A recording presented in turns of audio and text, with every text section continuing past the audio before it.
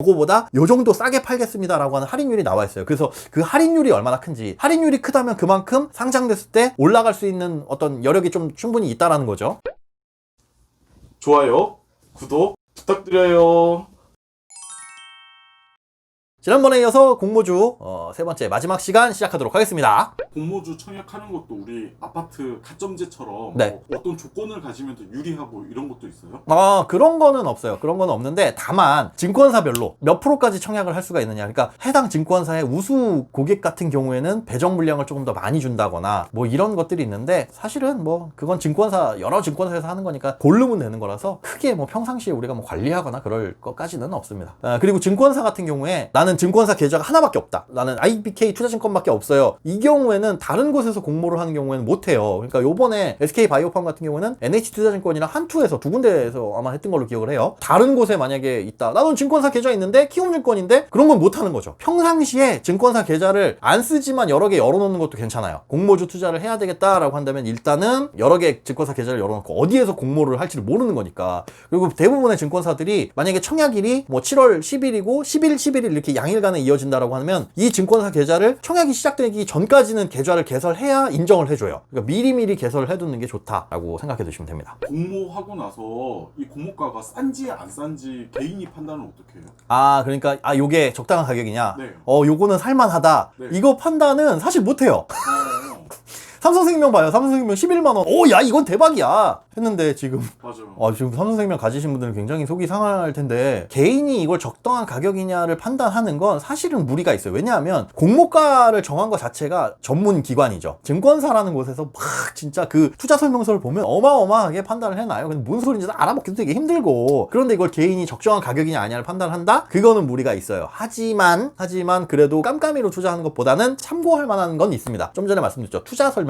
그러니까 공모를 하려고 딱 그 증권사 메뉴에 들어가 보면 그 투자 설명서가 있어요. 그럼 클릭해 보면 이 공모 가격이 어떻게 형성이 되는지, 왜 형성이 되는지, 그리고 할인율이라는 게 나와 있습니다. 이게 뭐냐면은 아까 말씀드렸죠. 모집을 할 때 적정 가격이 요만큼인데 요렇게 좀 싼 가격에 내놓겠습니다 라고 해가지고 몇 퍼센트에서 몇 퍼센트 정도 수준의 할인율을 갖고 있다. 비슷한 업종이라든가 다른 회사를 따져봤을 때 요 회사의 적정 주가는 요 정도인데 요거보다 요 정도 싸게 팔겠습니다 라고 하는 할인율이 나와 있어요. 그래서 그 할인율이 얼마나 큰지, 할인율이 크다면 그만큼 상장됐을 때 올라갈 수 있는 어떤 여력이 좀 충분히 있다라는 거죠. 그걸 이제 간접적으로 파악을 해볼 수도 있고, 그 다음에 이제 수요 예측, 그 과정을 알아야 된다는 게 이것 때문이에요. 수요 예측, 다른 증권사, 다른 기관들이 자 이거 얼마나 사갈 거예요 라고 했을 때 막 너도나도 높은 가격을 제시했어요. 그러면 요건 시장에서 조금 인기가 있을 가능성이 크다라는 주식으로 볼 수가 있잖아요. 그래서 그 수요 예측 결과가 어떻게 되어 있느냐도 판단할 필요가 있고, 또 한 가지 볼 거는 의무 보유 확약이라는 게 있어요. 이게 뭐냐면 말은 어렵지만 간단해요. 기관들도 그 투자를 해요. 공모주를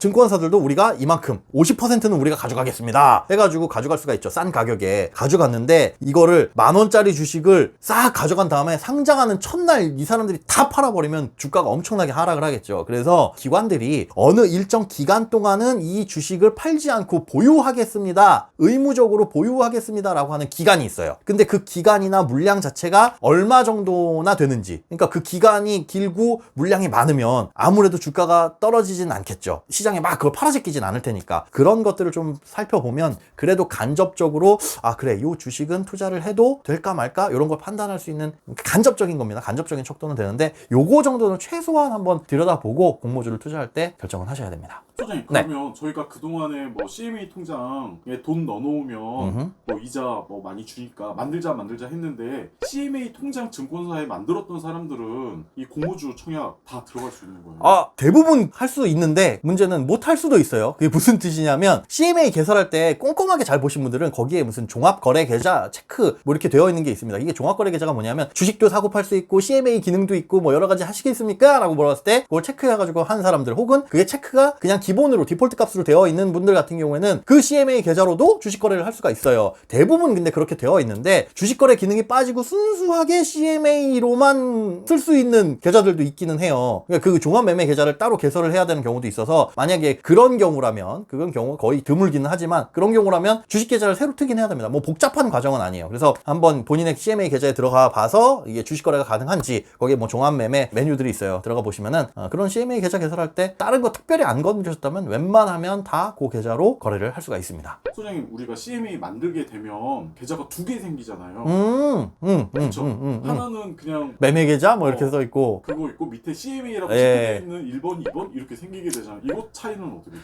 아, 사실은 그 매매 계좌에서 주식 거래를 해야 되는 거고 CMA는 말 그대로 그냥 하루만 넣어놔도 이자를 줍니다 하는 그 어떤 서비스의 일종이라고 보시면 돼요. 그래서 원래는 매매 계좌에 돈을 넣어놓고 이걸로 거래를 하고 그 다음에 뭐 남는 돈들이나 짜투리 돈들을 CMA에 넣어놓고 이런 걸 해야 되는데 요즘에는 그런 걸 이제 구분하지 않고 그냥 CMA에서 바로 주식을 살 수가 있고 남는 돈들도 별도의 이 매매 계좌에 남아있는 게 아니라 CMA에 그냥 여기서 굴러가는 뭐 그런 경우들이 많이 있어요. 근데 원칙적으로 보자면 계좌의 성격이나 계좌의 용도가 다른 겁니다. 그러니까 매매 계좌라고 써 있는 거는 우리가 주식을 거래하는 계좌고 그다음에 CMA 계좌는 그냥 남는 돈들, 짜투리 돈들을 넣어놓는 계좌긴 한데 요게 이제는 거의 뭐 섞여가지고 그냥 CMA 계좌에서 바로바로 주식도 사고 팔 수 있게 그렇게 만들어 놨어요. 공모주 같은 거 뉴스 보면 공모주 이제 오픈하기 전에 뭐 기관 경쟁률이 몇 프로로 굉장히 인기가 있다 이런 것처럼 얘기가 있잖아요. 기관이라는 게 뭐예요? 기관. 그러니까 우리가 주식 뉴스를 보면 개인이 팔고 뭐 기관이 뭐 사고 외국인이 팔고 뭐 이런 기관이 뭐야? 기관은 개인이 아닌 모든 것이라고 보면 됩니다. 보통 증권사를 떠올리면 일단 1번이고 그 다음에 또 뭐들이 있냐면 연기금, 국민연금도 주식을 사고 팔고 하고 공무원연금공단도 사고 팔고 하는데 국민연금공단, 공무원연금공단 얘네 개인 아니잖아요. 그럼 걔네를 뭘로 불러요? 외국인도 아니죠. 그런 것들이 다 기관입니다. 큰 돈을 굵직굵직하게 움직이는데 개인이 아닌 모든 것들이 대부분 기관이다. 근데 대부분 우리가 뭐 증권사 지금 오늘 뭐 공모주에 얘기해서는 증권사라는 걸 생각을 하시면 됩니다. 이런 기관에 있는 사람들이 약간 정보도 더 많을 테고 오호. 뭔가 이 사람들이 투자를 봤을 때 얘는 뭐 될 것 같다, 얘는 안 될 것 같다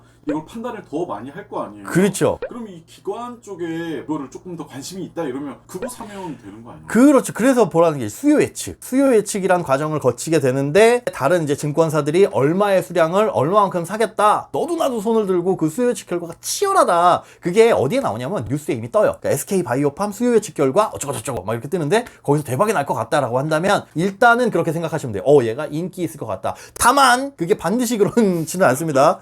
그 있죠. 삼성생명.